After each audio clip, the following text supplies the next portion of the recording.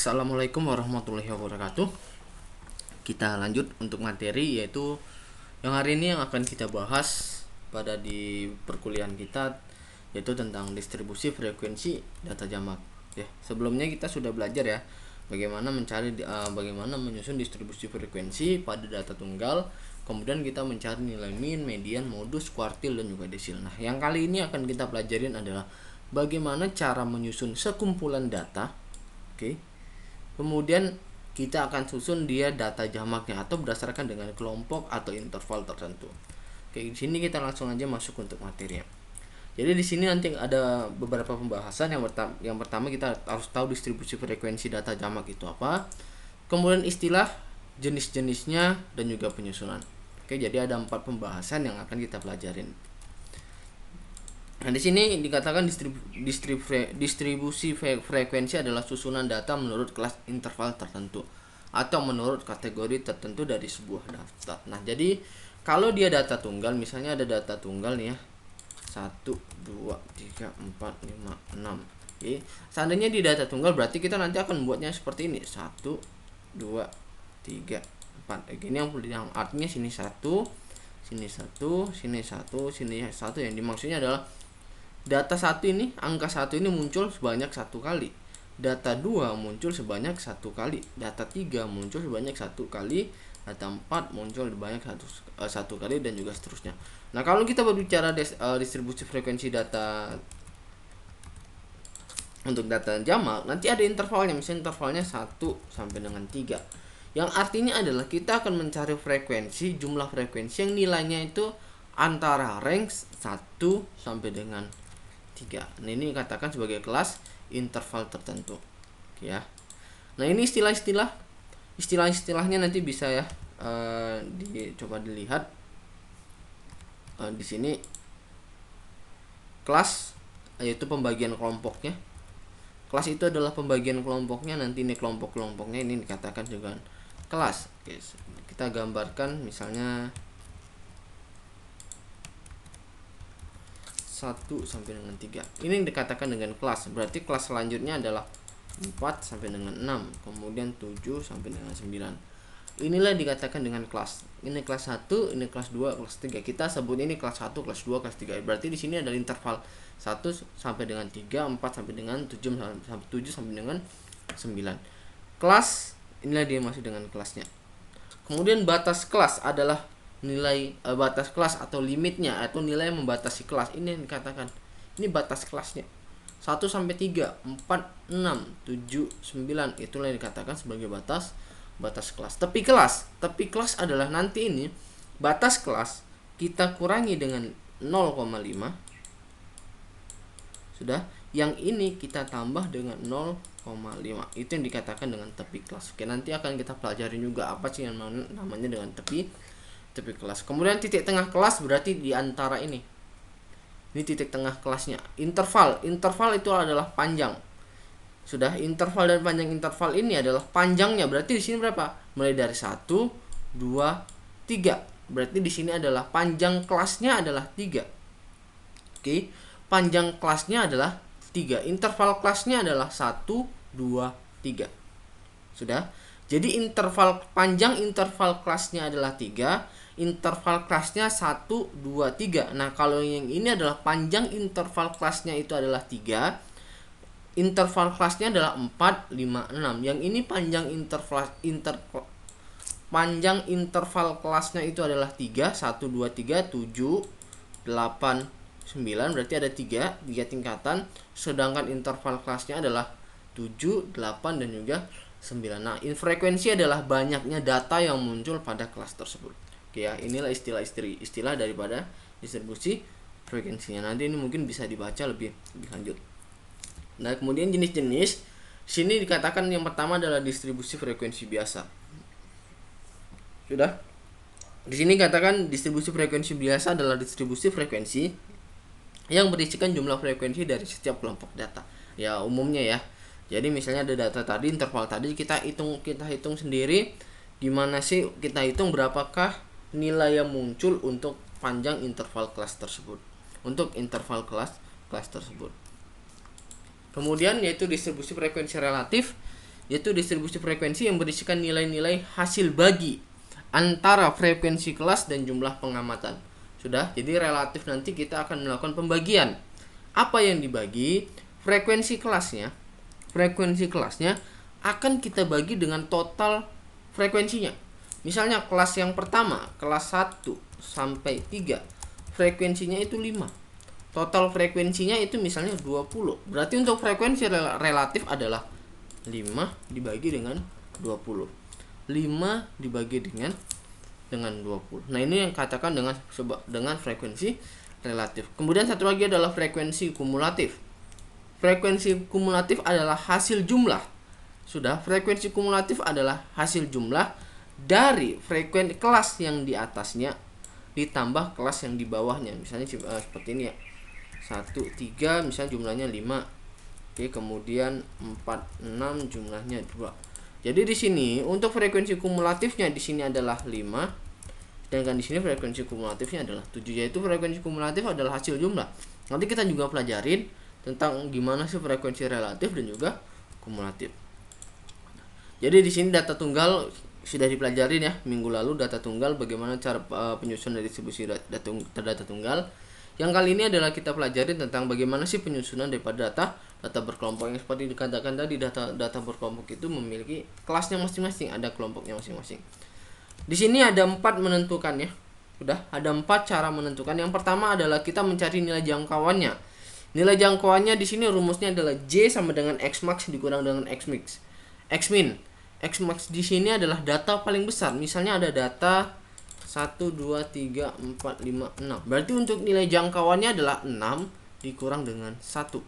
Itu untuk nilai J-nya, yaitu adalah data terbesar itu 6 dikurang data terkecil itu 1. Berarti dikurang 6 kurang 1. Ya, kemudian menentukan banyaknya kelas. Menentukan banyaknya kelas berarti di sini nanti ada berapa sih kelasnya? Yang seperti tadi yang 1 sampai 3, 4 sampai 6, 7 sampai 9. Itu di sini menentukannya. Jadi untuk menentukan banyaknya kelas itu ada rumusnya, tidak sembarangan. Ada rumusnya untuk menentukannya. Rumusnya di sini adalah K sama dengan 1 ditambah 3,3 dikali dengan log N. Sudah, K sama dengan 1 ditambah 3,3 dikali dengan log N. Log N di sini adalah banyaknya data. Misalnya banyaknya 60 berarti log 60. Kita cari dulu log 60 dapat hasilnya. Kemudian kita kalikan dengan 3,3, kemudian kita tambahkan dengan 1. Itulah dia banyak kelasnya. Kemudian panjang interval kelas. Panjang interval kelas berarti di sini adalah jangkauan dibagi dengan banyak kelas. Oke. Kemudian yang terakhir adalah membuat turusnya. Turus itu yang seperti ini. 1, 2, 3, 4, 5, 6, 7, 8, 9, 10. Oke, inilah bagaimana cara penyusunan distribusi frekuensi pada data berkelompok. Contohnya gimana? Oke, contohnya di sini. Di sini berarti kita hitung dulu ya. 1, 2, 3, 4, 5, 6, 7, 8, 9, 10, 11, 12.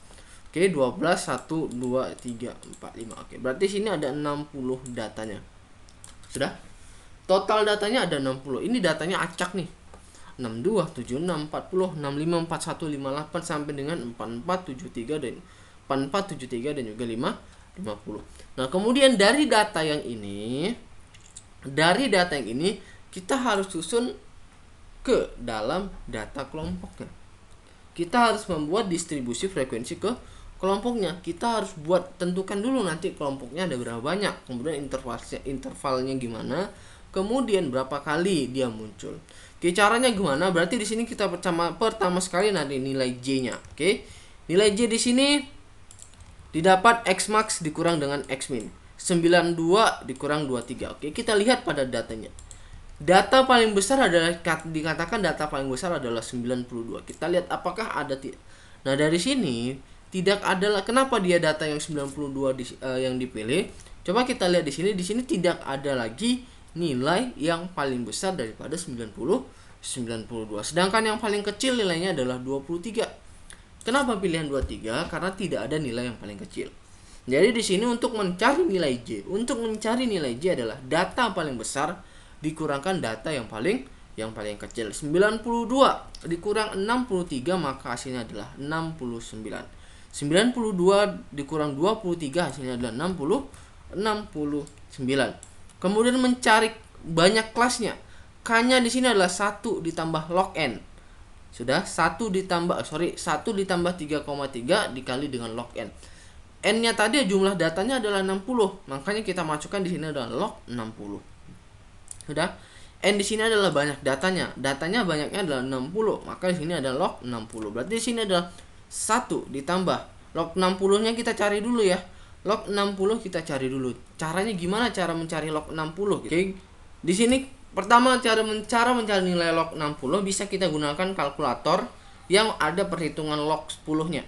Atau kita bisa gunakan daripada Excel. Oke. Kita bisa gunakan Excel. Caranya gimana? Caranya pada Excel adalah sama dengan imlog. Kemudian pilih log 10. Sudah. Kemudian kita masukkan nilainya 60. Maka di sini didapatkan adalah 1,77. Kita ambil dua angka. 1,77. Makanya di sini untuk hasil dari log 60 adalah 1,77. Kemudian kita kalikan 3,3 dikali dengan 1,77. Maka di sini hasilnya adalah 5,9. Kemudian kita tambahkan 1 ditambah 5,9 hasilnya adalah 6,9. Kemudian kita bulatkan.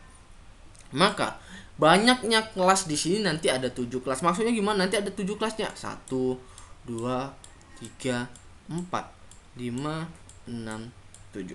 Oke. Banyak 7 kelas. Berarti kelasnya di sini ada 7. Sudah? Nah, menentukan intervalnya gimana? Caranya adalah kita menggunakan rumus I sama dengan J dibagi dengan K. J dibagi dengan K. Range datanya dibagi dengan banyaknya kelas. Berarti sini kita tinggal masukkan angkanya 69 dibagi dengan 7, 9,8, atau kita bulatkan menjadi 10. Yang artinya adalah nanti setiap kelas panjang interval kelasnya adalah 10. Setiap kelas panjang interval kelasnya adalah 10. Nah, bagaimana cara penyusunannya? Oke, cara penyusunannya seperti ini. 23 32. Kenapa dia 23? Karena angka paling kecil di situ adalah 23. Maka untuk pembuatan kelasnya itu harus dimulai dari 23. Dan angka yang paling besar itu adalah 92. Maka akhir kelasnya harus 92. Oke ya. Jadi di sini angka paling kecil. Tadi angka data paling kecil itu adalah 23. Maka untuk penentuan kelasnya itu adalah dimulai dari 23. Dan data paling besar adalah 92. Maka akhir kelasnya harus 92. Nah, gimana sih cara penentuan? Kita lihat di sini bagaimana sih cara penentuan kelasnya. Kita hitung terlebih dahulu. Kelasnya ada 7 nih. 1 2 3 4 5 6 7. Oke. Berarti sesuai ya. Kelasnya ada 7. Nah, tadi panjang interval kelasnya itu adalah 23. Nah, di sini kenapa 23 sampai dengan 32? Kita hitung aja. Berarti 23 24 25 26 27 28 29 30 31 32. Oke, kita hitung berapa kali muncul. 1 2 3 4 5 6 7 8 9 10. Nah, beginilah cara menentukan. Atau misalnya nanti panjang interval kelasnya misalnya adalah 5. Berarti dimulai dari 23 24 25 26 27. Ini yang dikatakan dengan panjang interval. Jika panjang interval kelasnya adalah 5. Dan di sini panjang interval kelas kita adalah 10, maka di sini 23 sampai dengan 32 itu untuk kelas yang pertama. Kelas kedua berarti sama, dimulai dari 33 34 35 36 37 38 39 40 41 42. Oke, kita lihat nih. 1 2 3 4 5 6 7 8 9 10. Berarti untuk kelas keduanya juga sudah pas. Hingga akhirnya adalah 83 sampai dengan 92. Kalau nanti ketika proses pembuatan kelasnya 93, maka itu nanti bisa diragukan untuk hasilnya. Kenapa? Karena batas akhir kelas kita paling besar adalah 92. Berarti tidak ada angka 93. Oke ya. Nah, kemudian di sini turusnya gimana sih? Untuk menghitungnya ya kita lihat 23 sampai 32. Berarti kita lihat daripada data ini. Lihat pada data ini angka 23 sampai dengan 32 itu muncul berapa kali? Oke, berarti kita hitung di sini 23 sampai 32. Ini 1. Ini 2. Kemudian ini 3, ini 4. kemudian ini 5. Oke, ada lagi tidak ada ya, di sini tidak ada lagi. Oke, berarti pas ya. Terusnya di situ ada jumlah frekuensi antara 23 sampai dengan 32 itu adalah ada 5 frekuensinya. Oke, makanya di sini adalah jumlahnya adalah 5. Kemudian frekuensi 33 sampai dengan 42. 33 sampai 42. Kita lihat di sini lagi 33 sampai 42. 1 2 kemudian 3 4 5 6 kemudian 7 8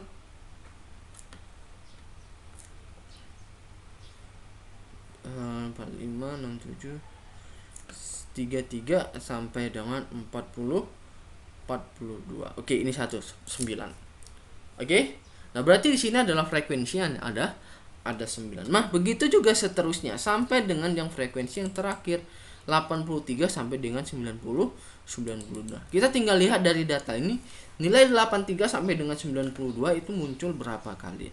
Nah, di sini setelah kita jumlahkan total frekuensinya di sini harus pas 60. Kenapa? Karena jumlah datanya tadi adalah 60. Kalau lebih itu berarti salah. Kenapa salah? Ya, data di awal tadi lognya 60. Kenapa ketika dijumlahkan frekuensinya itu ada misalnya lebih ataupun kurang, misalnya 59 atau 61. Nah, itu yang dipertanyakan. Oke, nah begitu kira-kira yang dapat dijelaskan terkait dengan penyusunan pada distribusi frekuensi data jamak.